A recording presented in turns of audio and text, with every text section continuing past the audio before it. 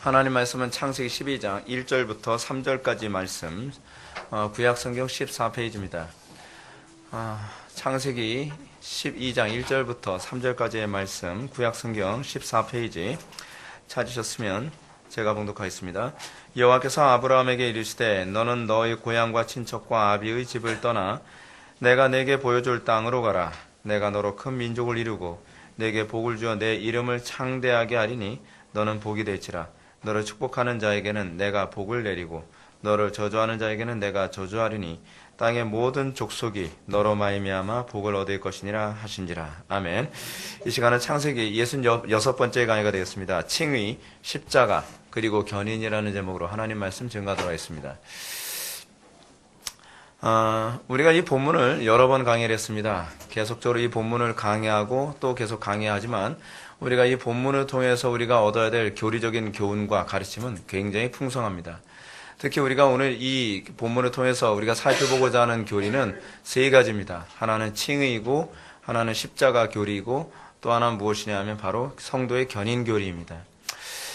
여러분, 이 세 개의 교리는 우리가 알고 있다고 생각하는데, 제가 신앙생활을 하면서 여러분들에게 항상 관심을 갖는 것이 뭐냐 하면 이 교리들이 어떻게 여러분들의 삶 속에서 조화롭게 유기적으로 연결되어 있는지를 항상 알아야 된다는 것입니다. 우리가 신앙생활을 하는 데서 항상 이럽니다. 하나는 알고 있는 것 같은데 하나가 어떻게 나의 삶 속에 연계성이 있고 열매를 맺고 있고 적용되는지에 관해서는 우리는 이게 잘 안 되는 것 같아요. 항상 신앙이라고 하는 것은 이 모든 것이 하나로 유기적으로 잘 연결이 되고 이것에 충돌이 일어나지 않을 때에 이것이 내 신앙이 이제 정상적이고 건강한 신앙의 상태에 들어섰다라고 얘기할 수 있습니다. 우리는 간혹가다 요거는 되는 것 같은데 요게 안 된다. 근데 그렇게 되질 않습니다. 제가 학교 다니면서 제가 조직신학을 공부할 때도 제가 공부한 조직신학의 방식은 조직신학의 7과목이 따로 노는 것이 아니라 7개의 조직신학이 서로 조화를 이루게 되는 것. 그래서 예를 들어 신론을 공부하게 되면 기독론과 조화를 이루어야 되고 기독론을 공부하게 되면 구원론이나 교회론 이런 부분과 다 조화를 다른 6가지의 과목과 다 이렇게 조화를 이뤄서 이 시스템이 벌써 하나의 그 완전체처럼 이렇게 우리가 인식되어져야 되거든요. 근데 이 성경에 나오는 이런 교리들도 그렇습니다. 우리가 칭의 또는 십자가, 견인. 십자가는 지는데 뭔가 견인이 안 되는 것 같고, 견인은 하는 것 같은데 뭔가 그것이 칭의와 관계없는 것 같고, 이렇게 되면 이게 뭔가 신앙이 열심히 하고 있는 것 같은데 뭔가 하나도 없는 거예요. 하나도 없는 거예요. 이것이 오늘날 한국교회 교인들에게서 흔히 나타나는 부분이거든요. 이게 연결이 안 되니까 내가 가지고 있는 이 칭의가 성경적으로 칭의된 건지, 내가 십자가를 지고 있다고 하는데 이 십자가가 정말 성경이 얘기하는 십자가인지, 그렇지 않으면 내가 잘못해서 생기는 십자가인지, 또는 내가 성경적으로 십자가를 지고 있다고 하는데 이 십자가를 정말 내가 열매 맺는 수준까지 가는 건지, 그렇지 않으면 맨날 고상만 직사도록 하다가 세월만 보내고 있는 것인지, 이 문제는 우리가 정말 정밀하게 아주 정확하게 검토해야 될 부분이거든요. 근데 우리는 문제가 뭐냐면 이런 교리적인 체계들을 그냥 대충 얼렁뚱땅 그냥 넘어가는 것이 이거 오늘날 우리들에게 나타나는 신앙적인 문제점입니다. 자, 따라서 우리가 이 세 가지 교리를 아주 잘 살펴볼 수 있는 것이 이 아브라함의 이 하나님으로부터 부름받은 이 콜링 사건이거든요. 이 사건을 통해서 그러면 과연 아브라함의 신앙에서 어떻게 이 세 가지 교리가 완벽하게 조화를 이루고 있는가? 우리는 오늘 시간 그걸 좀 살펴보고자 합니다. 우리가 이 칭의 문제를 다루기 위해서 먼저 2절 말씀을 한번 다 같이 한번 읽어보실까요? 시작.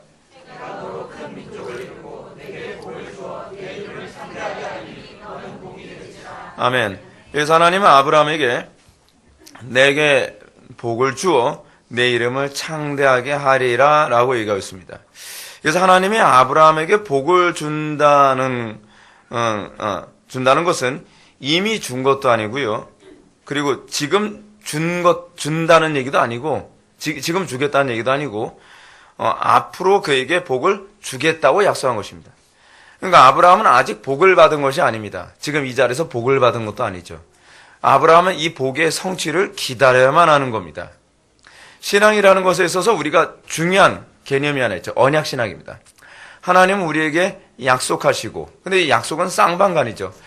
여러분, 우리가 한 가지 좀 착각하지 않아야 되는 부분이 있습니다. 우리는 행위구원론자가 아닙니다. 근데 우리는 하나님의 말씀 앞에서 우리는 율법적 순종을 중요시 여깁니다. 왜냐하면 그 말씀에 순종하지 않으면 징계가 임하는 것 또한 있거든요. 근데 이건 행위 구원의 문제 때문이 아니라 약속 때문에 그렇습니다. 우리가 하나님의 언약 안에 들어가고 나면 우리의 율법적인 행위가 구원 여부를 규정하진 않아요. 근데 구원 여부를 규정하지 않지만 그 언약을 지키고 안 지키고에 관해서는 하나님의 징계 여부는 결정되어져요. 그렇죠? 왜냐하면 여러분들 신명기 보시면 아시겠지만 하나님의 백성들이 이런 계명을 안 지키면 하나님께서 어떻게 징계 내리신다고 약속하셨잖아요. 근데 그거는 이스라엘 백성들, 다시 얘기하면 언약 백성들에게만 제한적인 거예요. 그래서 우리에게 있어서 율법이라고 하는 것은 더 이상 구원의 조건이 아닙니다. 율법이라고 하는 것은 하나님을 사랑하기 때문에 지키는 것이지만 그럼에도 불구하고 하나님의 언약 안에 들어간 우리가 율법을 지키지 않았을 때 하나님께서 방치해 놓는 것도 아닙니다. 약속을 안 지켰으면 약속에 대한 책임을 물어야 되는 거예요. 그래서 그걸 우리는 뭐라냐면 자녀처럼 대우하심이라고 얘기하죠. 자녀처럼 대우하심이라고 하는 이 표현은 사실 언약신학적 표현이거든요. 너와 내가 언약을 맺었기 때문에 내가 그 언약에 충실하게 행동하신다는 거예요. 하나님은 언약에 충실하게 행동하시는데 그것은 의무적으로 우리가 요구하는 것에 반응해야 될 책임만 부여하신 것이 아니라 우리가 하나님 말씀대로 살지 않았을 때에 하나님께서 그에 응당한 그 적절한 징계를 내리시는 것도 하나님께서 우리에게 아버지 노릇하시는 것. 하나님께서 우리에게 그 언약으로 역사하시는 방식이기도 합니다. 이건 구원과 아무 관계가 없는 부분이에요. 그래서 여러분들 하나님 백성이냐 아니냐에 관한 문제는 하나님께서 여러분들 간섭하냐 간섭하지 않느냐가 중요한 부분 아닙니까? 근데 그 간섭이라는 게 뭐냐 하면 그냥 예를 들어서 부모가 자식한테 신경에 거슬리면 야단치고 하는 그런 개념이 아니라 약속에 정당하게 반응하고 있느냐에 관한 문제예요. 내가 하나님의 약속대로 정당하게 반응하지 않으면 하나님께서 간섭하셔야죠. 왜냐하면 약속대로 반응하시는 거예요. 축복과 저주의 언약처럼 말이죠. 그러니까 우리에게 그런 것이 내가 하나님의 자녀됨을 우리가 점검하는 중요한 시금석입니다. 자, 근데 여기서 우리는 이 부분을 보게 됩니다. 하나님께서 아브라함을 선택하셨어요. 선택하신 이유가 뭐냐 하면 내가 너에게 복을 주겠다는 겁니다. 기독교 신앙에서 복은 굉장히 중요한 의미를 가지고 있습니다. 요즘에 하도 복복에 아주 기복적으로 교회가 하니까 강단에서 복 얘기하면 저기는 뭐 기복적인 교회인 것처럼 이렇게 인식이 들어서 그런지 이제 복 얘기를 잘 안 하려고 하는 경향이 있습니다. 근데 복 얘기 해야 돼요. 왜냐하면 성경의 관심이 복이기 때문에 그래요. 근데 문제는 그 복이 우리가 생각하는 복이 아니라는 게 문제예요. 그래서 여러분 특히 우리가 창세기서부터 살펴보는 구약에서 얘기하는 복이라는 개념이 가인과 아벨 사건을 주축을 해서 그 중심을 해서요 복이 두 개념으로 쫙 갈라집니다. 하나는 뭐냐면 영적인 개념으로서 복에 대한 인식과 육적인 개념으로서의 복에 대한 인식으로 딱 갈라져요. 그래서 하나님의 백성들은 이제 복을 어떤 식으로 인식해요? 원래는요 하나님과 동행하는 것, 그리고 그분의 뜻대로 살아가는 것, 하나님과 올바른 관계를 맺는 것, 그것이 성경이 우리들에게 얘기하는 복이죠. 그래서 여러분들이 예수를 믿고 나면 여러분들에게 가장 먼저 받게 되는 건 뭐냐면 복관이 받게 돼요. 복에 대한 관념. 복 받았어 라고 했을 때, 세상적 형통했을 때 복 받았어 라고 얘기하는 건 소위 가인 계열에서 주로 사용하는 언어예요. 그러니까 우리는 무엇을 복이라고 생각하는, 저 사람이 뭐 세상적으로 형통하지 못하고 어려움 당하고 괴로움 당하는 것 같은데 그가 날마다 하나님과 동행하고 있는 것 같으면 저 사람 복 받았네. 이제 좀 뭘 모르는 사람은 지금 신경 건드리냐? 이제 그러는 거죠. 아니 지금 내가 좀 복받게 내가 지금 이거 복이라고 그래? 다리가 부러졌는데? 여러분 우리는 어떤 걸 복이라고 생각하죠? 하나님 말씀대로 살지 않았는데 하나님께서 간섭하신 거. 사실 이게 복이거든요. 하나님께서 우리에게 날마다 동의하시는 증거를 나타내는 거. 그래서 제가 자주 언급하는 것은 사도행전 4장에서 뭐라 얘기합니까? 예수 그리스도의 이름으로 말미암아 능욕받은데 합당히 여김을 받은 거, 그 사람은 그걸 복이라고 생각을 했어요. 십자가 지는 걸 복이라고 생각을 했어요. 여러분, 예수를 믿고 나서 우리의 가치관이 근본적으로 바뀌지 아니하면 우리는 이것이 아직 예수 믿음의 상태가 아닐 수 있다는 생각이 들어야 돼요. 우리의 신화의 선배, 우리는 정말 위대한 신화의 선배를 가지고 있는 사람들입니다. 대한민국 사람들은요, 정말 위대한 신화의 선배들을 소유한 사람들이에요. 근데 우리의 신화의 선배들은 무엇을 복이라고 생각하냐 하면 가난해도 주님과 함께하는 게 복이고, 그리고 고통당해도 주님과 함께하는 게 복이고, 그리고 어려움 당해도 주님과 함께하는 게 복이야. 그것이 손양원 목사님이나 주길철 목사님 같은 그런 분들이 자녀들에게 그렇게 가르쳤고 강단에서 그렇게 설교를 했습니다. 그것이 성경이 얘기하는 복에 관한 개념이죠. 근데 언제부턴가 기복신앙이 들어오면서 우리는 가인적 복의 개념이 교회 안에 들어오게 됩니다. 그렇죠? 하나님과 동의했다 얘기하면서 고생하면 예수 잘 믿는다면서 왜 고생해? 예수 잘 믿는다면서 왜 이렇게 가난해? 예수 잘 믿는다면서 왜 너희 자녀들이 그 모양이야? 예수 잘 믿는다고 하면서 왜 이렇게 고생을 많이 하나? 언제부턴가 이 복에 관한 개념이 역전해져 버리고 말았어요. 뒤집어져 버리고 말았죠. 소위 기복신앙 또는 뭐라고 얘기합니까? 그 오순절주의자들이 주로 흔히 얘기하는 그런 복에 관한 개념이 교회 안에 들어오면서 소위 가인적 복의 개념이 교회 안에 들어오고 성경적 복의 개념은 사라져버리기 시작합니다. 여러분, 우리가 그렇기 때문에 교회 공동체 안에서 복이라는 단어를 정확하게 잘 사용해야만 합니다. 예를 들어서 어떤 사람이 간증을 하면서 그러지 않습니까? 주일 성수도 제대로 안 하고 신앙생활 제대로 안 하고 기도생활 제대로 안 했는데 막 너무 형통한 거예요. 뭐 너무 잘 된 거예요. 또 불법한 방법을 했는데 전도도 많이 했어요. 불법한 방법을 했는데 막 그 사업이 성공했어요. 그러니까 어느 날 간증을 하는 거예요. 할렐루야, 제가요 하나님의 은혜 가운데에 복을 받아서 이렇게 사업이 번창하게 되고, 근데 남들은 다 아는 거예요. 저 사람 뒤에서 맨날 사기치고 뇌물 주고 그런 사람이야. 근데 그걸 복을 받았다고 막 간증을 하고, 뭐 주일 성수도 제대로 안 하고 막 그랬는데 우리 아이가 S대학에 갔어요. S대학 무슨 대학인지 여러분들 아시죠? 그런 대학 갔어요. 그러면서 막 간증을 하는 거예요. 복인지 아닌지는 두고 봐야 될 문제죠. 그렇죠? 불법한 방법을 사용했는데, 하나님과 동행하지 않았는데, 또는 하나님과 올바른 관계 가운데 있는 것이 아닌데, 우리는 자꾸 결과적인 것, 뭔가 외적으로 남들이 봤을 때 형통하고 잘 되는 걸 자꾸 복이라고 생각을 하기 시작했습니다. 그리고 그걸 또 그런 사람 자꾸 강단에 세워서 간증을 하게 만들고, 또 그런 사람들 또 이 말빨이 세니까 그걸 통해서 막 계속 얘기하면서, 아, 저게 복인가 보다. 새신자들이 오게 되면 그 새신자들에게 뭐라고 얘기해요? 아, 나 복 받아서 이렇게 잘 살게 됐어. 그러면 누구는 저주받아서 지금 가난하게 사는 겁니까? 그렇잖아요. 아니, 여러분, 사도들이 그러면 저주받아서 가난하게 살았습니까? 예수님도 저주받아서 가난하게 사는 거예요? 논리적으로 그런 얘기가 돼버리잖아요. 잘 먹고 잘 사느냐가 복에 관한 개념이 아니죠. 여러분, 이건요, 철학적으로도 이 말이 얼마나 유치한 수준인지 아셔야 돼요. 철학자들조차도요, 돈이 많으냐, 성공했느냐, 그 자체가 복이냐, 아니냐를 규정하지 않는다는 거죠. 그것이 복이냐, 아니냐는 뭐가 결정하는 거예요? 그것이 정말 이 사람도 악하게 만들었느냐, 이 사람을 더 겸손하게 만들었느냐, 이것이 복이냐, 아니냐를 규정하는 거 아닙니까? 여러분, 제가 여러분한테 이런 말씀드리죠. 성공하면 성공할수록 뭐가 더 필요하다? 믿음이 더 필요해요. 여러분들이 돈을 많이 벌면 많이 벌수록 믿음이 더 필요해요. 우리는 돈 때문에 하나님하고 더 멀어질 수 있거든요. 우리는 성공해서 하나님하고 더 멀어질 수 있거든요. 근데 어떤 사람은 실패해서 하나님하고 더 가까워진 사람이 있어요. 어떤 사람은 고난 때문에 하나님하고 더 가까워진 사람이 있어요. 어떤 사람은 남들 봤을 때는 참 박복한 여자라고 보여지는 인생을 살고 있는데 그것 때문에 하나님과 더 가까워진 경우가 있죠. 그렇다 해서 그럼 여러분들 제발 극단적으로 이렇게 생각하지 마세요. 아, 박복하게 살아야 되는구나. 전 여러분들이 박복하게 살길 바라진 않아요. 박복하게 살아도요, 하나님하고 멀리하는 사람은 지독하게 멀리해요. 그 문제가 아니죠. 가난하게 살아야만 합니까? 이게 천주교적 사고방식이죠. 천주교인들은 내가 막 가난해야 되고 내가 고행해야 되고 뭐 그래야 하나님하고 가까워진다고 생각을 하죠. 그거는 고행주의예요. 그렇다고 하나님하고 가까워지는 것이 아니에요. 중요한 건 우리가 하나님과의 관계가 가까운 것이 이것 자체가 복이지, 세상적으로 건강하냐, 세상적으로 형통했냐, 세상적으로 성공했냐, 이것이 복을 규정하지는 않는다는 것입니다.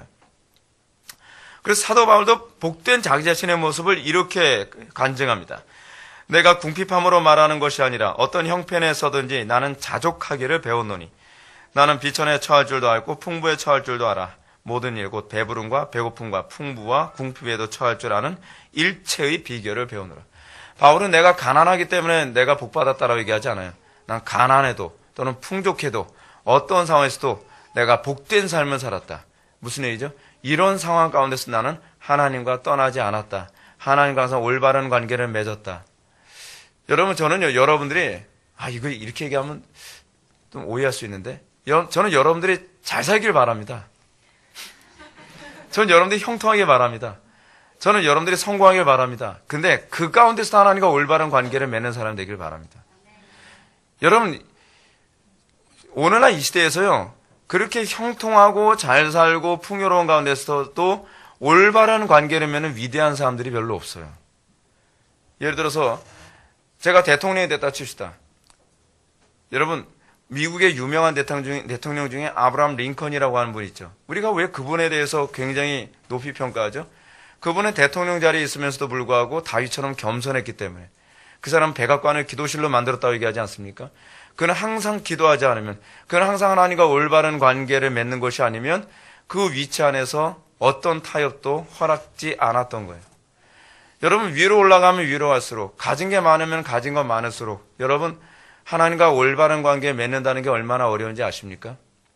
저는 우리 교회의 젊은이들이 정말 지금부터 올바른 관계를 맺는 데 있어서 좀 치열하게 살아가는 법을 좀 배웠으면 좋겠어요. 다윗이 정말 탁월한 게 무엇입니까?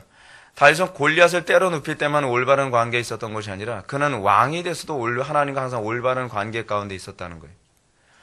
저는 우리 교회 그 성도들 중에서도 뭐 대통령 같은 사람, 뭐 국회의원 같은 사람, 그렇지 않으면 큰 사업가, 뭐 사회적 영향력 끼칠 수 있는 사람, 좀 그런 사람들이 많이 나왔으면 좋겠어요.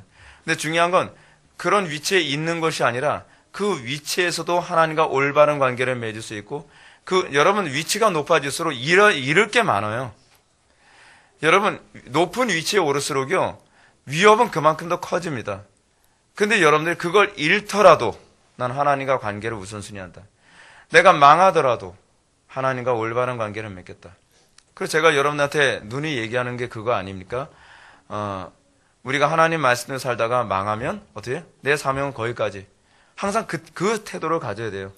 그래서 목회사역을 하면서도, 그리고 여러분들이 사업을 하거나 여러분들이 직장 생활하거나 여러분들이 뭐 예를 들어서 국회의원이 된다거나 했을 때 내가 하나님 말씀대로 했는데 예를 들어서 국회의원에 떨어졌다. 그럼 여러분 뭐예요? 하나님 어떻게 이럴 수 있어요가 아니라 내 사명은 여기까지. 우리가 좀 그런 태도를 견지해야 되죠. 우리가 예를 들어서 사업이 망하면 다른 사업 하라는 건가 보구나. 그렇게, 그렇죠. 이 교회에서 사역하다가 더 이상 사역을 못하게 되면 하나님께서 다른 데 사역을 하라고 하시는가 보구나. 그런 식의 사고방식. 그랬을 때 우리가 사람 두려워하지 않게 되죠. 예.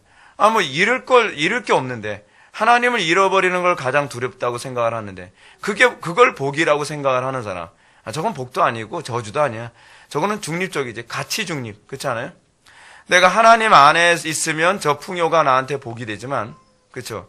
내가 하나님 밖에 있으면 저 풍요는 나에게 재앙이 된다. 내가 하나님 안에 있으면 저 성공이 나한테 복이 되지만, 그러니까 그것도 복의 근원으로 사는 수단일 뿐이에요. 돈이나 명예나 성공이. 내가 하나님 밖에 있으면 저것이 재앙의 도구가 되겠구나. 그러니까 우리는 항상 어떻게 해요? 내가 그리스도 안에 있는 것이 이것이 복이다라고 하는 그런 사람. 그래서 저 사람이 어떤 특정한 사람 봤을 때 세상적으로 형통하지 않은 것 같아도 그가 정말 그리스도를 붙잡고 그가 항상 하나님과 올바른 관계, 거룩한 관계, 그 경건한 상태에 있으면 저 사람 복되다. 저 사람 복받은 사람이다. 우리가 그렇게 얘기할 수 있어야만 합니다. 우리 공동체 안에서 언어가 그렇게 되어야만 합니다. 그렇기 때문에 여러분, 복이라는 단어가 뭐라고요? 하나님과 함께하는 것. 실제로 이게 창세기서부터 요한계시록 전체의 중요한 주제 아닙니까? 예수님이 오신 이유가 뭐예요?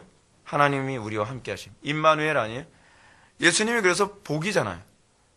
여러분 찬송가 나오잖아요. 복의 근원 강림하사. 더 안 부를 거예요. 왜냐하면 제가 지금 목소리가 지금 안 좋아서. 복의 근원, 예수님이 복의 근원이에요. 왜 예수님이 복의 근원이 되는 거죠? 그 이유가 어디 있죠? 예수님이 바로 임마누엘이기 때문에 그래요. 우리와 함께 하시는 분. 그 하나님이 우리와 함께 하시도록 오신 분. 그래서 그 예수를 믿음으로 우리가 주님과 함께하고, 주님과 함께한다는 것은 주님과 동행하는 삶이고, 그걸 통해서 우리가 날마다 복된 삶을 살아가는 것이죠.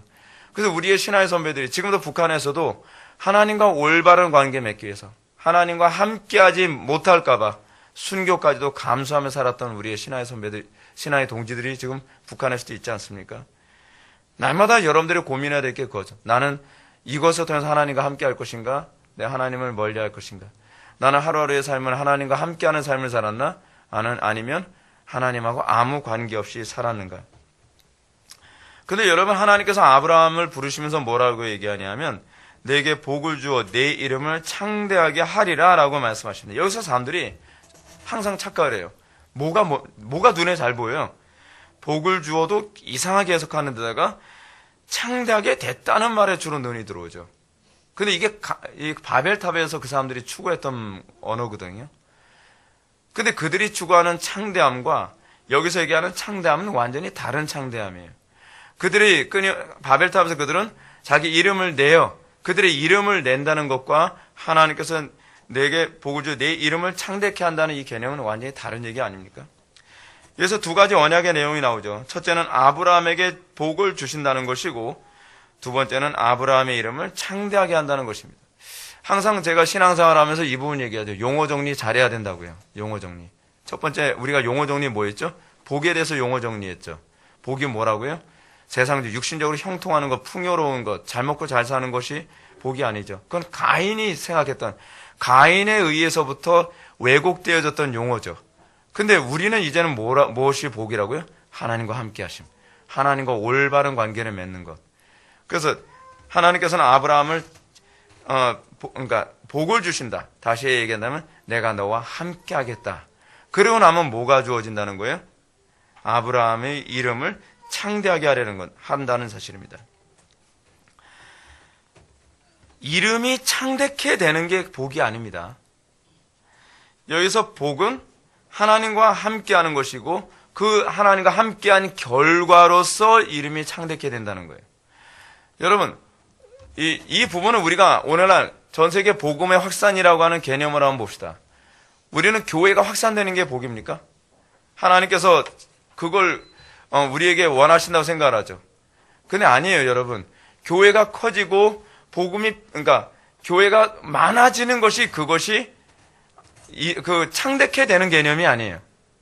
창대케 되는 것은 자연스러운 결과여야 돼요. 어떤 자연스러운 결과냐면 하나님과 올바른 관계를 맺게 됨으로써 하나님께서 그렇게 하게 하시는 거야 돼요.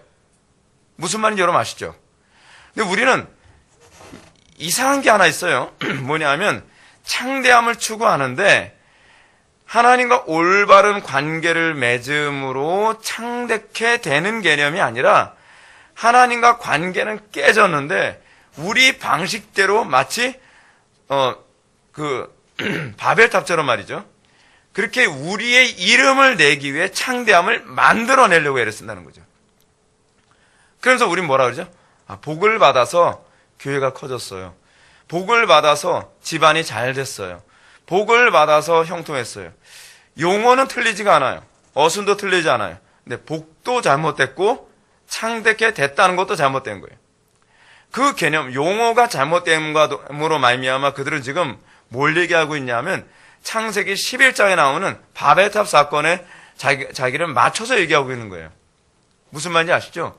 세상적으로 복되고 형통했다는 걸 그들은 내가 복받았다 그렇게 얘기하고 있는 것입니다. 여러분 평양 대봉 사건만 보더라도요. 창대함은 그 많은 사람들이 평양에서 수많은 사람들이 예수님을 믿게 된 건요. 어떤 그들의 기획에 의한 결과가 아니었어요. 그러니까 길선녀 목사한테서 자 조직을 만들어 그리고 뭐 태신자로 해서 여러분들이 주일날마다 태신자 올려 나는 누구를 태신자로 삼습니다. 김개똥을 위해서 계속 기도할 것이고 진돗개 전도로 해서 확실하게 교회 나오게 만들겠습니다. 한 번 문면 제가 놓치지 않겠습니다. 저는 고구마 전도법을 사용하겠습니다. 그렇게 해가지고 막 찌르고 무르고 해가지고서 막 강제로 데려왔어요. 우린 창대케 됐다. 근데 여러분 교회가 성장했을 때 그렇게 창대케 된 케이스가 없어요. 교회가 성장했을 때 항상 교회에서 안에서 정말 부흥이라고 했을 때 그 부흥의 개념은 어떤 방식이냐면 그들이 하나님과 올바른 관계를 맺음으로 말미암아 하나님께서 창대케 하신 거예요. 수동태죠. 신적 수동이에요. 근데 우리는 성경을 성경대로 이해를 하지 않죠. 따라서 여기서 아브라함 이 아브라함으로 개명된 이 이름은 모든 후손들이 본받게 될 것이라는 개념으로 좀 얘기하고 있어요. 그래서 우리가 좀 중요한 개념을 한번 보죠. 뭐냐면 이것이 육신의 혈통적 개념이 아니라 영적 혈통의 관점에서 하나님께서 창대케 한다는 개념으로 이해해야 된다는 것입니다. 따라서 하나님께서는 이 아브람이라고 하는 이름으로 창대케 되는 게 아니에요. 나중에 우리가 뒤에서 보겠지만 아브라함이라는 이름으로 창대케 됩니다. 이거 완전히 다른 얘기라고 있는 거예요. 좀 이따 그건 뒤에서 설명합시다. 또 두 번째로 우리가 보게 되면 무슨 얘기가 나오죠? 하나님께서 아브라함의 이름을 창대케 하겠다라고 하는 이름과 관련해서 하나님께서는 그의 이름에 새로운 이름을 줬다는 것을 알 수 있습니다. 하나님께서 아브라함에게 새로운 이름을 준다는 건 무엇을 의미하는가? 여러분, 이름을 준다는 것은요, 소유라는 의미를 가지고 있습니다. 우리나라는 그런 개념이 없지만 고대 사회 안에서는 내가 누구의 이름을 지어줬다 그러면 저건 내 소유야 라고 하는 그런 개념이 있습니다. 그래서 예를 든다면 다니엘이 바벨론의 포로로 잡혔을 때 다니엘이라고 하는 이름이 엄연히 있었는데 느부갓네살 왕이 다니엘의 이름을 바꿔줍니다. 뭐라고요? 벨드사살이라고요. 벨드사살. 우리나라식 들어보면 굉장히 좀 살벌해 보이지 않습니까? 뭘 사살하는 것 같은. 근데 이 벨드사살이라는 말이 무슨 뜻이냐면 벨이여 그의 생명을 보존하소서라는 얘기예요. 벨이여 그의 생명을 보존하소서라고 했을 때는 어떤 의미를 가지고 있죠? 그 소위 왕이 이 사람의 이름을 줬을 때 그 자기의 소원을 그렇게 담는 거죠. 소원을 담으면 그렇게 될 거라고 생각하는 거 아닙니까? 근데 여러분 보세요. 그 이름대로 된 사람 얼마나 되죠?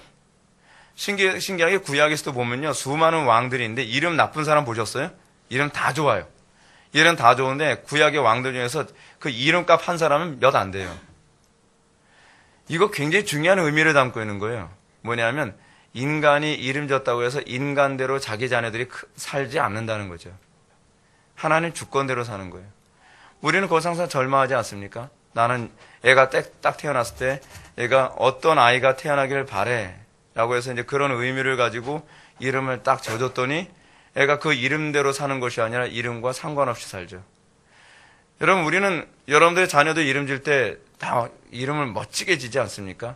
여러분들의 소망을 그 이름에 담죠. 근데 그 이름대로 안 돼요. 그러면서 우리는 절망감을 느끼죠. 근데 하나님은 안 그래요.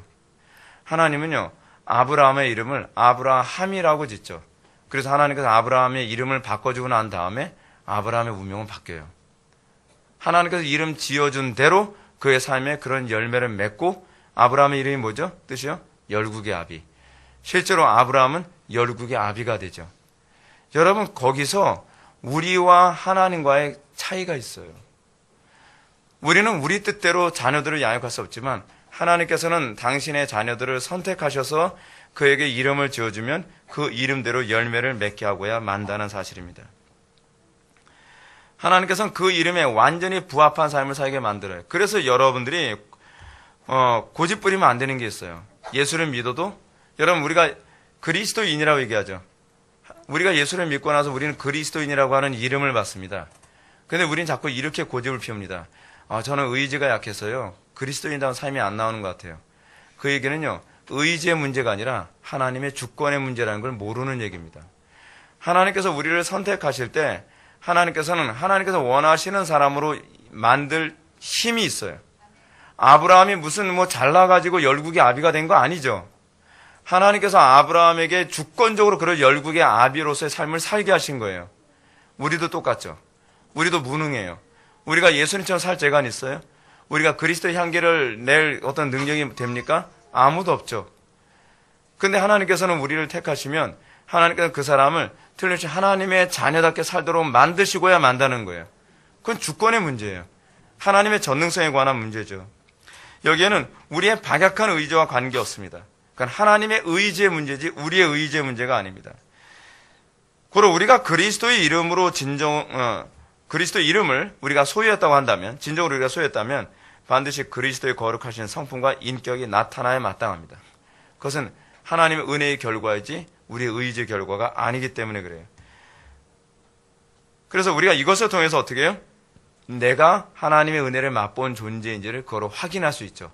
내가 구원받았다는 건 뭐로 할 수 있어요? 뭐로 할 수 있죠? 영접기도 했기 때문에? 그거 아니라 그랬죠. 내가 구원받았다고 하는 것은 내가 구원받은 자다운 삶이 나오고 있다는 것이죠. 우리는 그걸 자꾸 확인하려 들지 않죠. 오늘 낮예배 때도 여러분한테 그 말씀 들었잖아요. 우리를 구원하신 이유가 뭐냐고요. 우리는 구원 자체가 목적이라고 생각하죠. 아니에요.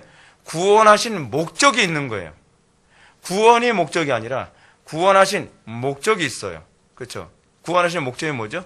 하나님을 섬기는 삶, 하나님을 예배하는 삶, 그거 살게 하기 위해서 우리를 구원하셨어요. 그래서 구원은, 그러니까 쉽게 얘기해서 이거예요. 구원이라는 것은 우리의 기능을 바꿔놓는 거예요. 우리의 인생의 삶의 기능을 바꿔놓으셨어요. 여러분들이 예수를 믿기 전에 여러분들의 인생의 삶의 기능은 나밖에 모르는 인간. 그래서 남을 파괴하든 어쨌든 내 배만 채우면 되고 내 만족과 내 행복으로만 살면 된다고 생각하는 그 기능밖에는 우리는 없었어요. 그걸 인간의 전적 타락이라고 하죠. 근데 우리가 예수를 믿고 나면 기능이 바뀌어요. 어떻게 기능이 바뀌냐면 하나님을 섬기는 삶으로 기능이 바뀌어요.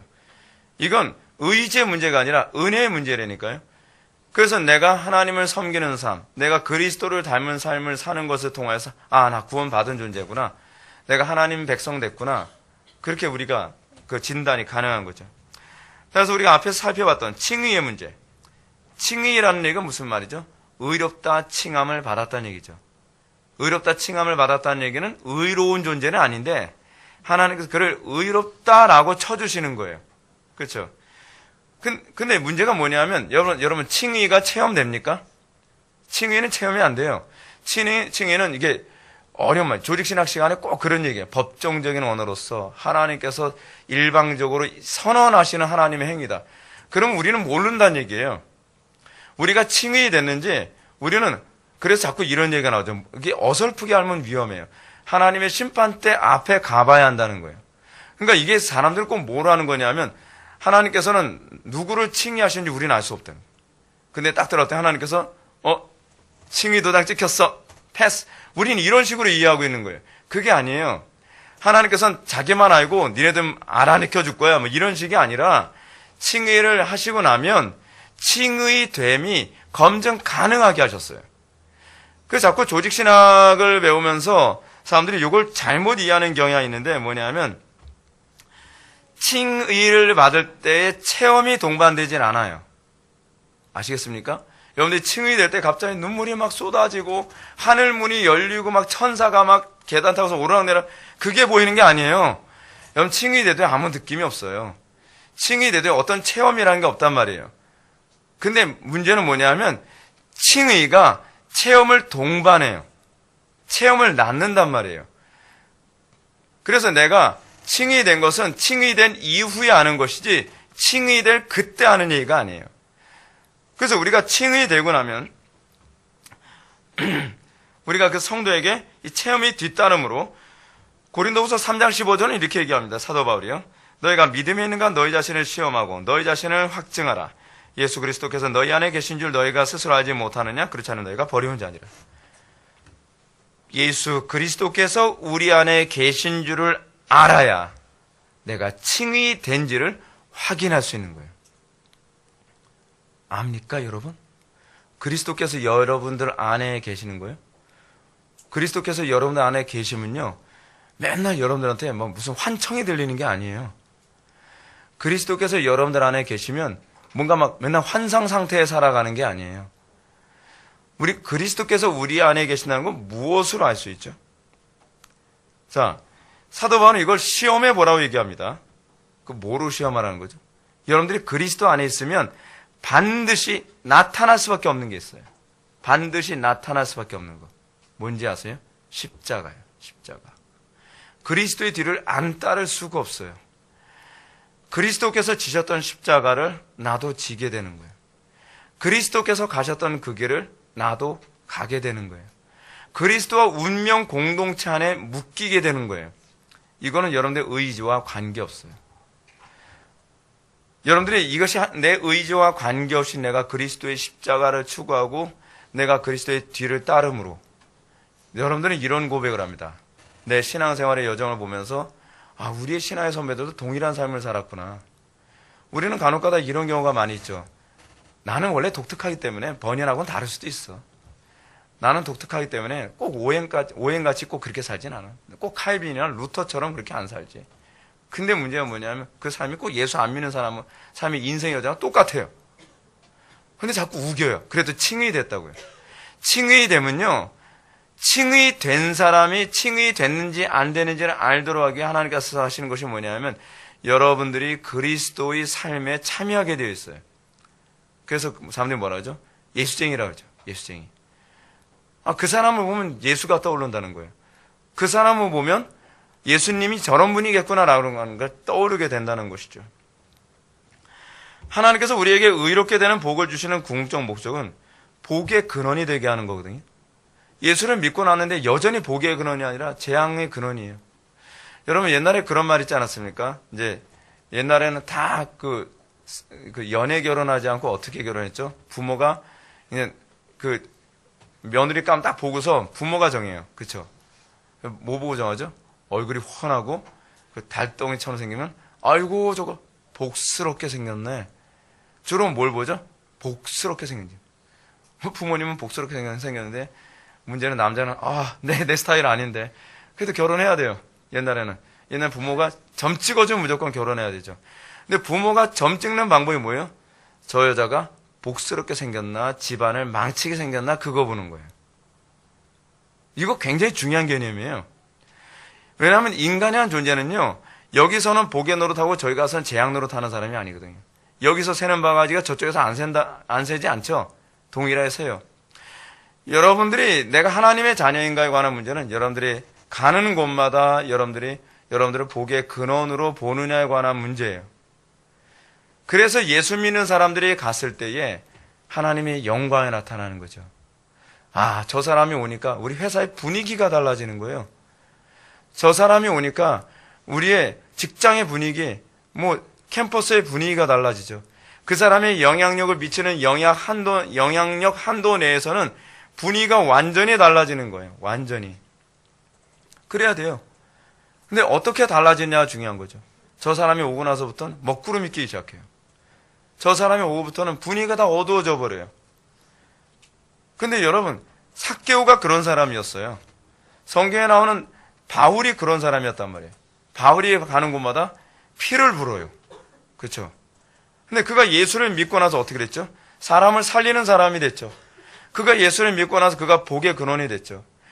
여러분들이 예수를 내가 제대로 믿었나 안 믿었나를 검증하는 중요한 시금석이 뭐냐면 주변 사람들이 너 예수 믿고 나서 너 통해서 가정이 좋아졌어. 너 통해서 집안이 맨날 쑥대밭이었는데 너 통해서 이젠 집안이 꽃밭이 돼버렸어. 사실 이런 얘기가 나와야 돼요. 이런 얘기가요. 그래서 여러분 완전히 집안이 쑥대밭이었다고 하는 사람 중에 어떠한 사람이 예수를 믿고 나면 집안이 다 회복돼 버리고 말잖아요. 그게 복의 근원이에요. 복의 근원. 그를 통하여서 어디 가니 복을 받죠. 여러분 그래서 우리나라에도 여러분 복음이 들어오고 나서 나타나는 현상이 무엇입니까? 나라의 문화가 달라졌어요. 국민 의식이 달라졌죠. 우리나라에 복음이 들어가서 도덕성 수준도 달라졌어요. 여러분 말 그대로 복음이에요. 근데 언제부턴가 복음이 왜곡되고 복음이 세속화되면서 타락하면서 어떤 현상이 나타났어요. 예수 믿는 사람들이 가는 곳마다 하나님의 영광이 나타나는 게 아니에요. 제가 언젠가도 어디 갔을 때 이제 그런 모습을 보는데 안 믿는 사람들이 막 손가락질해요. 어느 교회에서 야유회를 왔는데 야유회를 왔다고서 굉장히 많은 교인들이 공원 전체를 다 빌려가지고 야유회를 한 거예요. 그러나서 딱 갔더니 공원이 깨끗하게 싹 치워진 것이 아니라 그냥 쓰레기장이 돼버린 거예요. 다 욕하죠. 그 사람들은 복이 뭐라고 생각해서 그래요? 물론 문제는 복의 정의예요. 복의 정의. 그 복이 나를 위한 복이라는 개념이 너무 심한 사람들이에요. 그러다 보니까 남한테 피해를 끼치면서도 나만 복 받았다고 생각하는 거예요. 아니에요.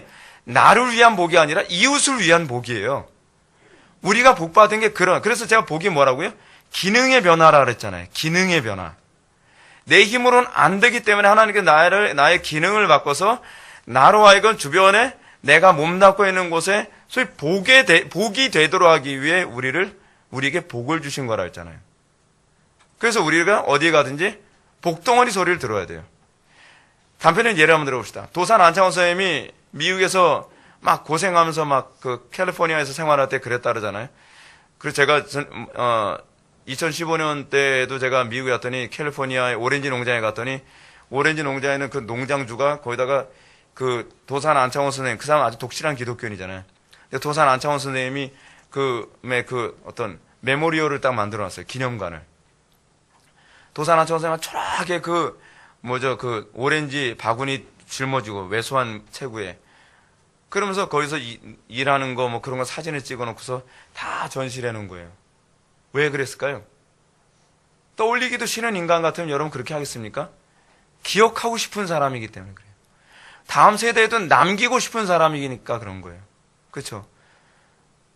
그러니까 도산 안창호 선생님의 그 메모리얼, 그 백인이, 여러분 그 당시엔요 백인들이 봤을 때 동양인은 뭐라고 보는지 아십니까? 원숭이라고 봐요. 원숭이.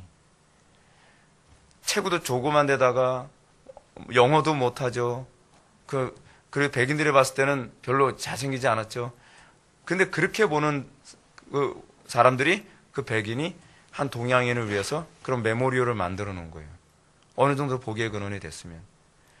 도산 안창호 선생님이 음식점에서 일을 했다고 하지 않습니까? 음식점에서 일을 하는데 너무나 성실하게 시키지 않아도 일을 만들어가면서 정말 지혜롭게 일을 처리하고 나니까 이 음식점 주인이 도산 안창호 선생님이 그 음식점을 그만두려고 하니까 어떻게 해요? 붙잡잖아요. 그만두지 않았으면 좋겠다. 그래서 도산 안창호 선생님이 그만둔다고 하니까 이런 얘기까지 하더라죠. 내가 자네를 위해서 뭘 해줬으면 좋겠냐. 자네가 얘기하는 건 어떤 소원이든지 내가 들어줄 수 있는 소원은 들어주겠다. 그때 도산 안창호 선생님이 뭐라고 얘기합니까? 1억이요. 그렇게 얘기해요? 그 얘기 안 하잖아요. 도산 안창호 선생님이 뭐라고 얘기합니까? 제가 그만두면 다른 조선 사람을 식당에 점원으로 세워주십시오. 그것이 답니다. 정말 받아쓰고 싶은 얘기만 하면서 하는. 그러니까 존경하죠. 야, 진짜 그리스도인이다. 여러분, 진짜 그리스도인이다라는 소리는 언제 나옵니까? 거기서 복의 그런 역할을 하니까. 그 사람이 가정에 있으면 그 가정에 웃음꽃이 피고, 그 사람이 직장 가면 거기서 복의 그런. 여러분, 이게요. 그래서 기독교가 들어가면요, 민족성 자체가 바뀌어요. 민족성 자체가요. 그러니까 이 복이라는 개념이 바뀌어요. 나를 위한 복이 아니라 하나님과 이웃을 위한 복이에요. 하나님과 이웃을 사랑하게 만들기 위해서 우리에게 복을 주신 거예요. 그래서 우리에게 그 기능이 안 나타나면 우리는 아직 구원이 뭔지 모르는 거죠. 우리가 칭의됨이 뭔지 모르는 겁니다. 그래서 제가 말씀드리지 않았습니까? 하나님께서 우리를 선택하신 목적이 뭐라고요? 제사장으로 삼기 위해서. 근데 제사장이 하는 일이 뭐예요? 제사장이 하는 일이 뭔가를 떠올리려면 소금과 빛을 생각하면 돼요. 자기 몸을 산화해서 빛을 내고, 그리고 자기 몸을 녹여서 짠맛을 내는, 그것이 바로 제사장의 삶의 모습이거든요. 제사장의 삶의 모습을 어떤 그림으로 표현하려면 소금이나 빛만큼 좋은 표현이 없어요. 그러니까 제사장의 삶이 그렇게 고달픈 삶이라는 거예요. 자기를 산화해서 어떻게 해요? 다른 사람을 밝히고 다른 사람에게 유익이 되게. 그걸 위해서 우리가 부름받았고 그것을 위해서 하나님의 백성 된 거예요. 근데 우리는 자꾸 나 하나 구원받는 거, 나만을 위한 하나님을 자꾸 생각하잖아요. 근데 그게 아니죠. 그게 아닌 거예요. 그래서 여러분들이 예수를 믿고 나면 여러분 속에 어떤 생각이 머릿속에 딱 들어오냐면 소명의식이 생겨요. 소명의식. 내가 이쪽의 희생을 위해서 내가 부름받았다. 이쪽의 헌신을 위해서 내가 부름받았다라고 하는. 그래서 내가 그것을 위해서 헌신하다가 일평생 그렇게 살다가 세상을 떠나는 거죠.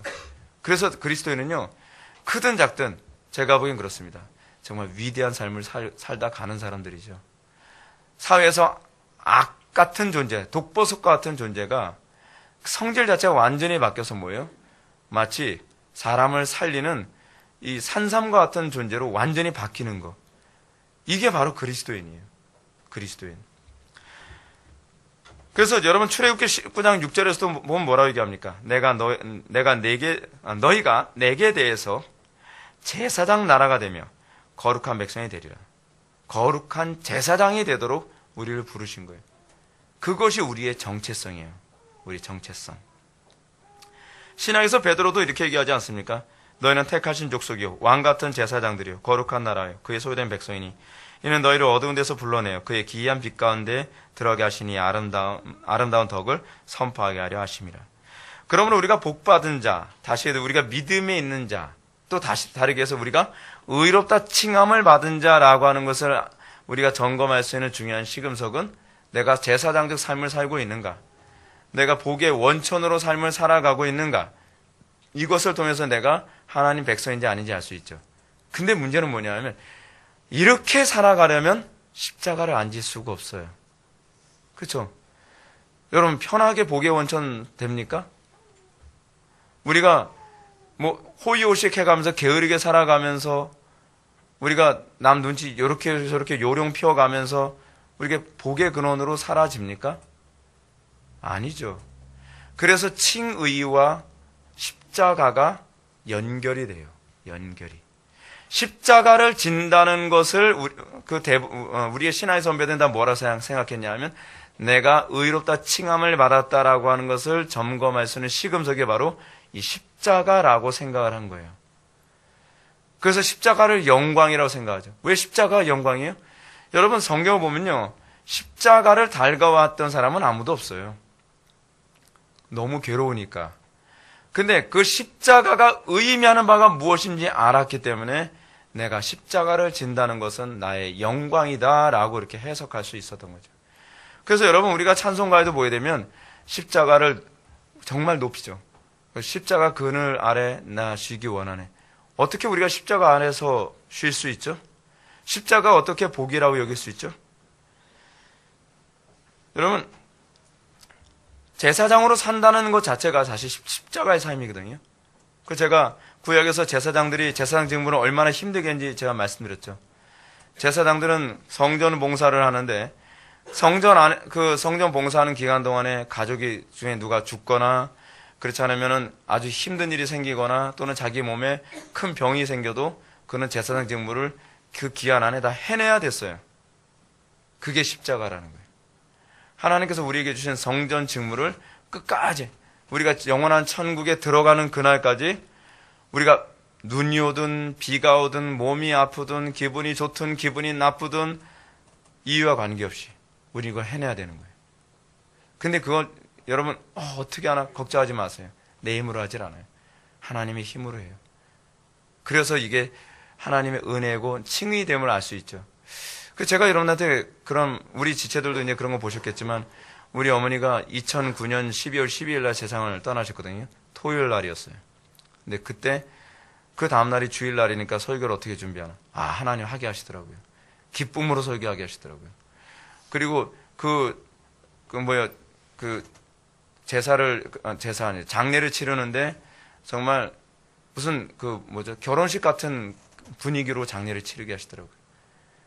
제가 그걸 통해서 깨달은 게 하나 있어요. 하나님께서는 이런 상황에서조차도 네 감정에 충실하지 말고 이런 상황에서도 너의 제사장 직무에 충실해야 된다. 한 번의 주일 예배도 대충 하지 말라. 그래서 그날도 정말 최선을 다해서 평소에 하듯이 장례 하는데 그 장례식장에 맡기고 그래서 저는 주일날 예배당에 와서 평소에 하듯이 항상 1시간 이상 기도하고 또 강단에 서서 또 설교를 했어요. 설교 끝나고 나니까 지체들이 그런 얘기 하더라고요. 오늘은 설교 못 하실 줄 알았어요. 아니, 제사장의 삶이란 그거하고 아무 관계가 없어요. 제사장의 삶이란 그러할지라도 어떤 여건이라 한다 할지라도 기분이 좋든 나쁘든 하나님께서 우리에게 주신 직무를 영원한 천당에 들어갈 때까지 그 직무 감당하는 거예요. 그래서 우리의 신앙의 선배들은 뭐라고까지 얘기합니까? 내가 강단에서 설교하다가 죽는 게 나의 꿈이다. 그 제 간소리 아니니까 저한테 강요하지 마세요. 그랬다는 분이 있다는 거예요, 여러분. 그 조지 히필드는 그렇게 얘기하지 않습니까? 내가 녹슬어 죽느니 내가 달아서 죽기를 원합니다. 이게 제사장 직무예요. 제사장 직무. 하나님께서 우리가 구원받고 난 이후에 우리에게 그렇게 살기를 열망하는 거죠. 그래서 여러분 그런 사람들 때문에 세상이 바뀌는 거예요. 여러분들이 잘 알고 있는 것처럼 영국의 유명한 그 정치가 있죠. 윌리엄 윌버포스. 윌리엄 윌버포스 완전히 그 날라리 같은 사람 아니었습니까? 맨날 돈 쓰기 좋아하고 사치하고 뭐 여자들하고 놀러 다니기 좋아하는 그런 사람이었어요. 근데 윌리엄 윌버포스가 거듭나고 나서 그가 제사장적 직무, 이 소명을 받게 되죠. 여러분, 그게 바로 칭의된 사람들이 나타나는 특징이거든요. 그러니까 윌버포스가 가장 마음 아파하고 내가 부름받았다는 것을 뭐로 봤죠? 노예제도 폐지라고 했어요. 그 당시에는 노예는요, 당연히 그냥 그 짐승 다루듯 하는 것이 당연하다고 생각했어요. 여러분, 흑인들 봐요. 그 당시에 백인들이 봤을 때 흑인들은 정말 여러분, 신학적으로 중요한 이슈까지 됐었어요. 그게요. 그 당시에 흑인들은 영혼이 있는가 없는가 이런 문제를 다룰 정도로요. 그런 상태에서 그 사람은 노예 폐지를 위해서 생명을 걸었어요. 그 사람 테러도 여러 번 당하고요. 여러 가지 생명의 위협과 고통과 좌절, 아무도 윌버포스를 지지 안 해주죠. 윌버포스가 돈이 많았거든요. 근데 그 많은 돈을 가지고 하나님의 영광에서 무참히 쓰고 사람들에게 어쩌니 노예제도 폐지를 추진하기 위해서 설득하고 일평생. 그 노예제도 폐지가 언제 가결된지 아십니까? 윌버포스가 죽기 바로 전에.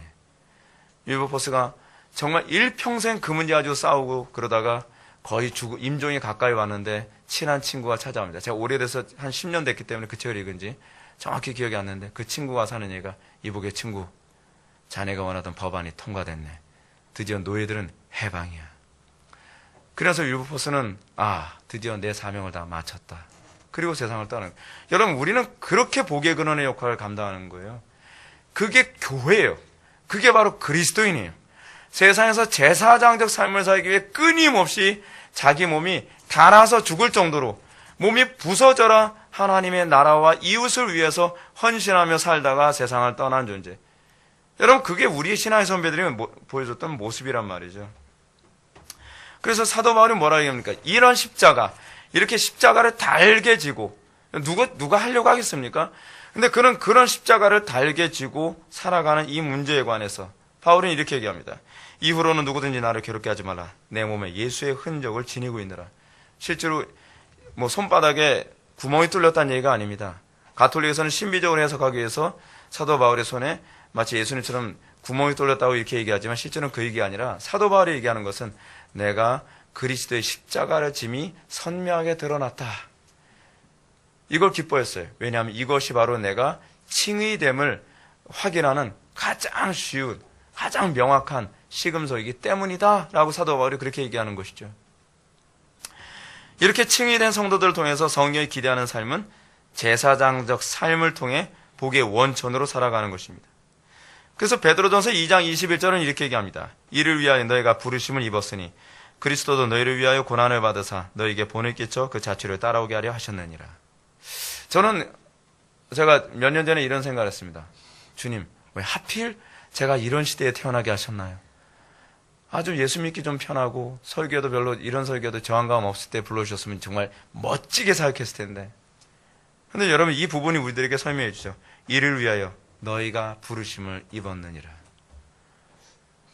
이걸 위해서 제가 구원을 받은 것이고 이것을 위해서 제가 소명된 거죠.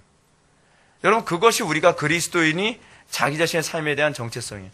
하나님은 왜 하필 제가 이런 이상한 집안에 시집오게 하셨죠? 이를 위하여 내가 부르심을 입었다.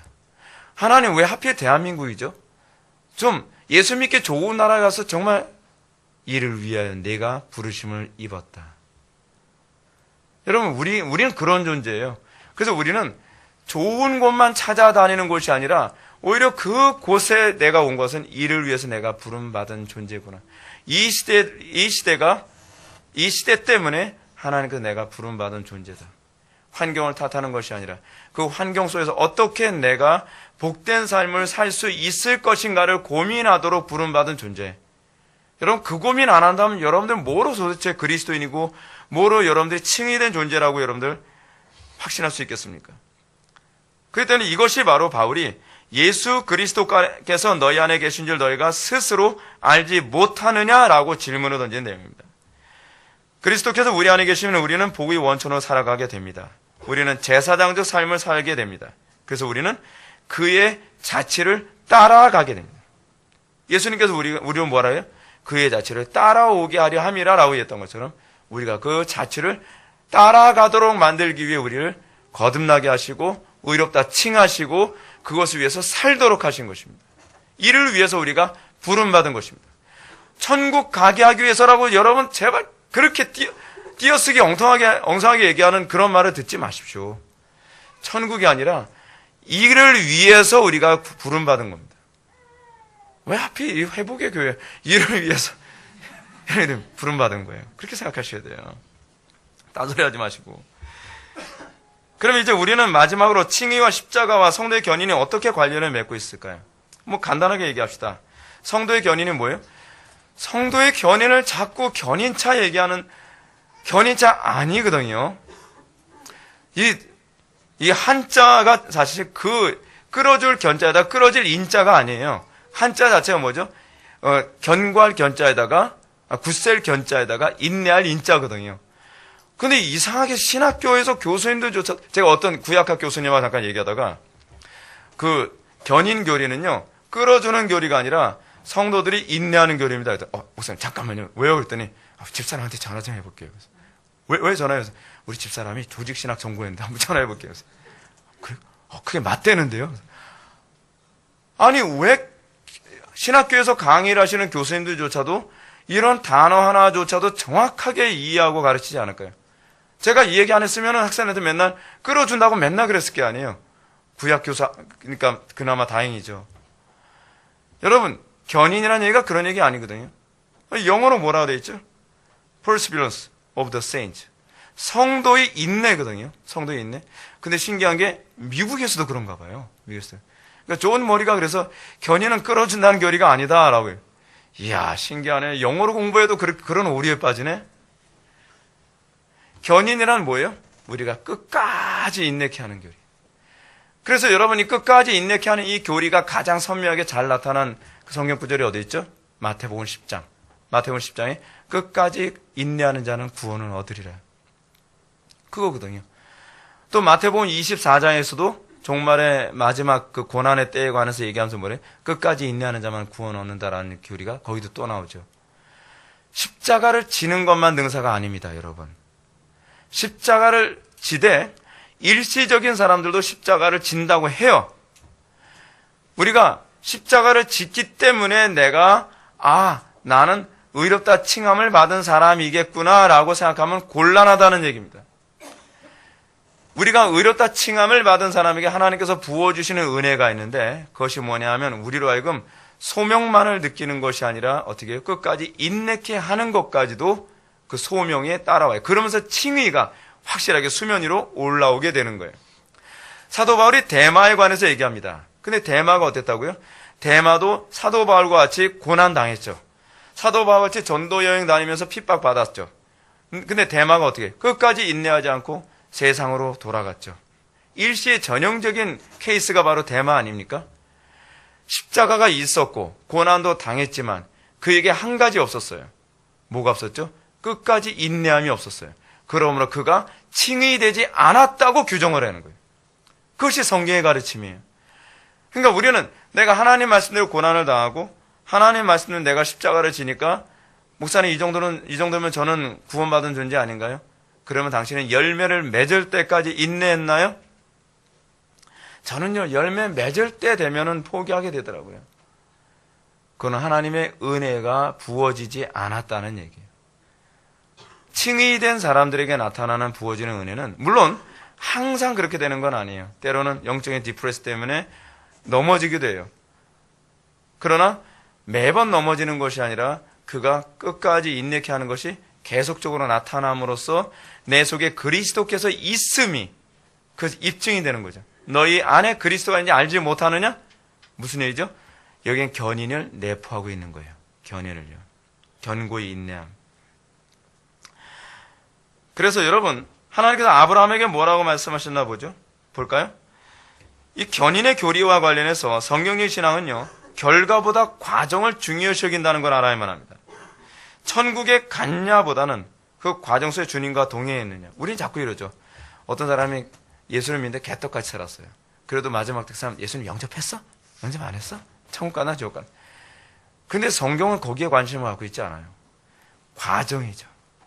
삶 속에서 날마다 주님과 동행했냐고 하는 질문을 하죠.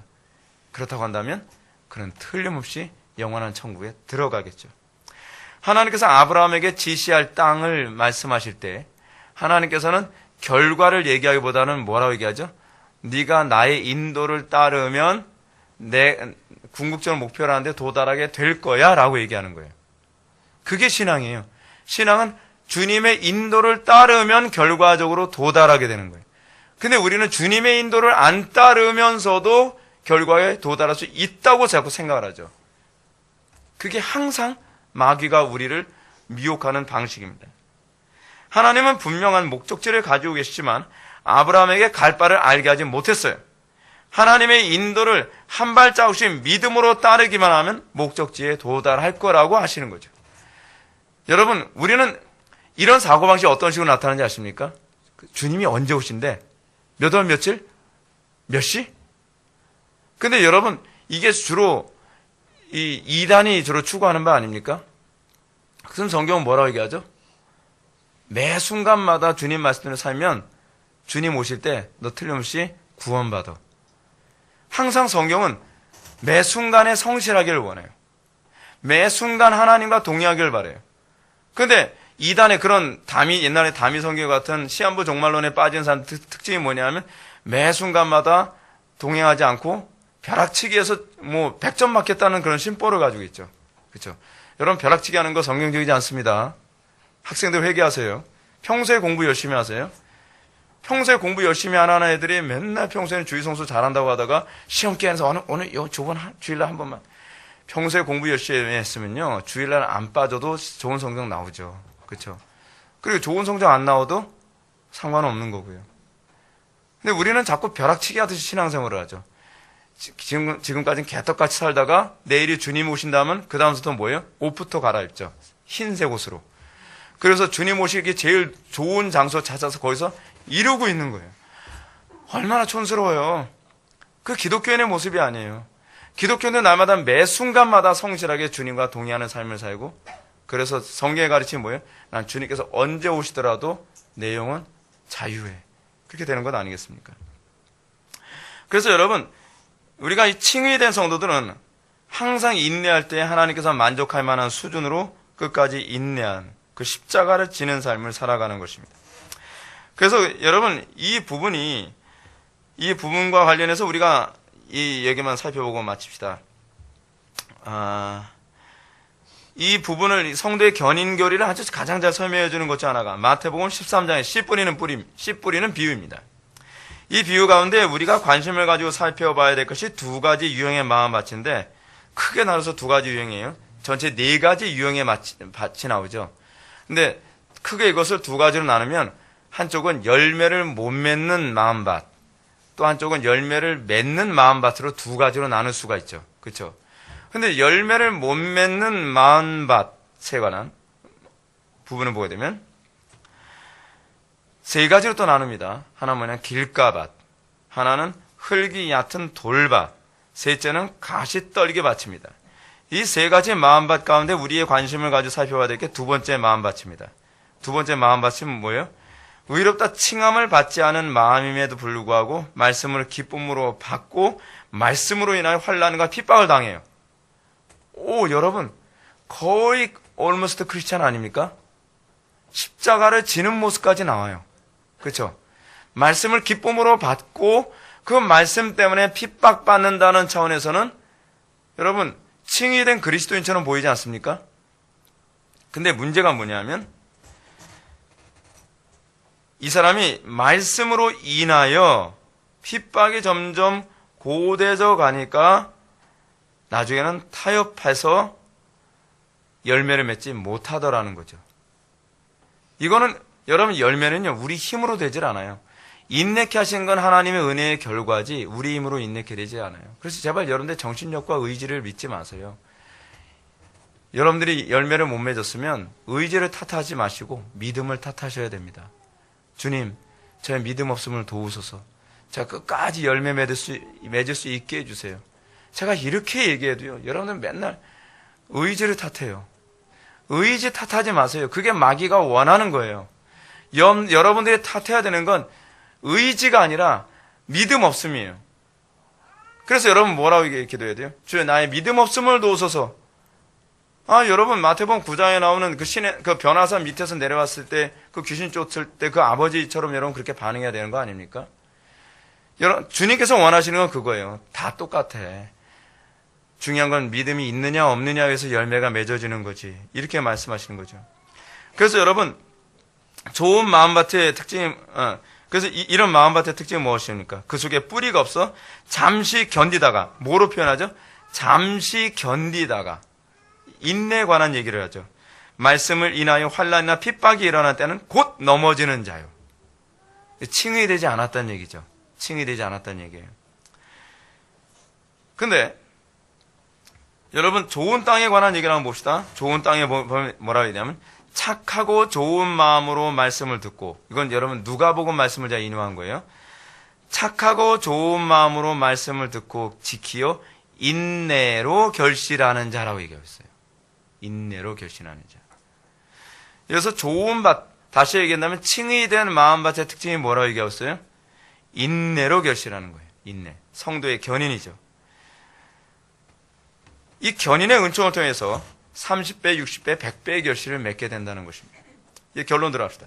사랑하는 성도 여러분, 우리는 과연 자신에게 칭의와 십자가와 견인의 은총이 다 이게 나타나고 있는지를 좀 점검해 보았으면 좋겠습니다.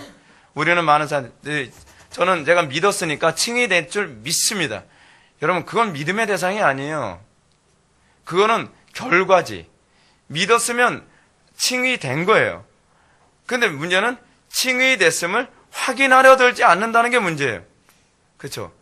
여러분들 시험 보고 나서 합격될 줄 믿습니다 하고 여러분 합격자 발표 안 보십니까? 그쪽에서 주권적으로 써놓으셨기 때문에 저는 안 봐도 돼요. 그러지 않죠? 그렇죠? 합격자 명단 볼 게 아니에요. 근데 우리는 확인을 안 해요. 천국 가냐 지옥 가냐에 관한 문제인데 어떻게 확인을 안 해요? 그렇죠? 근데 확인하는 방법이 있죠. 뭐요? 내가 칭의 됐으면 자동적으로 십자가를 지게 돼 있다는 거죠. 근데 저 십자가 지는데요. 근데 문제는 그 십자가가 내가 잘못해서 지는 건지도 또 모르는 사람이 있어요. 내가 맨날 남들에게 잘못해가지고 맨날 고통당하는데 저는요, 자식이 십자가예요. 남편이 십자가예요. 아내가 십자가예요. 그 십자가인지 아닌지는 좀 들여다봐야죠. 그렇죠? 그 십자가라고 칩시다. 근데 그 십자가라고 쳤을 때도 그 십자가가 진짜 이 칭의된 자로서 나타난 십자가인지는 뭐로 알 수 있죠? 끝까지 인내하느냐. 복의 근원으로서 열매를 맺을 때까지 인내하느냐. 그곳에 하나님의 통치를 구현하고 그곳에 하나님의 영광을 드러내고 그곳에 정말 복되어 그 어둠을 빛으로 그리고 우상숭배의 곳을 하나님의 통치로 뒤바꾸는 그런 열매를 맺을 때까지 우리가 인내하는 사람인가에 관한 문제는 별개의 문제 아니겠습니까? 사도 바울은 이렇게 얘기합니다. 이를 위하여 너희가 부르심을 입었으니 그리스도도 너희를 위하여 고난을 받으사 너희에게 본을 끼쳐 그 자취를 따라오게 하려 하셨느니라. 칭의된 성도는 자기 의지와 관계없이 그 자취를 따라가게 되어 있습니다. 그 고난의 자취를 우리 힘으로 따르고 인내하는 것이 아니라 하나님께서 우리를 주권적으로 우리를 인도하신다는 사실입니다. 여러분들이 아브라함의 자손인 줄 믿습니까? 아브라함의 자손은 하나님께서 아브람의 자손을 창대케 한다 그랬지 아브람의 자손을 창대케 한다 하지 않았습니까? 않았습니다. 우리가 아브라함의 자손이라면 우리에게는 아브라함에게 있는 신앙의 내용이 나타나야만 합니다. 그 신앙의 내용이 무엇인가? 칭의와 십자가와 바로 견인입니다. 여러분들에게 이 위대한 열매가 항상 풍성하게 나타나기를 주님의 이름으로 축원합니다. 기도하시겠습니다. 사랑이 많으신 하나님, 우리가 오늘 이 시간 아브라함을 통해서 우리 믿음의 현주소가 어디에 있는지를 다시 한번 점검하게 되었습니다. 우리가 정말로 칭의된 존재라고 한다면 우리에게 십자가가 나타나야만 하며 그 십자가의 고난이 잠깐 스치는 고난이 아니라 우리가 복의 근원으로서 열매를 맺을 때까지 우리가 십자가를 지는 그 고난임을 다시 한번 우리가 묵상하게 되었습니다. 우리에게 이 은혜의 열매가 풍성하게 선명하게 정확하게 나타나게 하여 주시고 그리하여 우리가 날마다 주님과 동행하는 것을 우리의 최고의 기쁨이요 복으로 여기며 살아갈 수 있도록 은혜 베풀어 주옵소서. 예수님의 거룩하신 이름으로 기도올옵나이다. 아멘.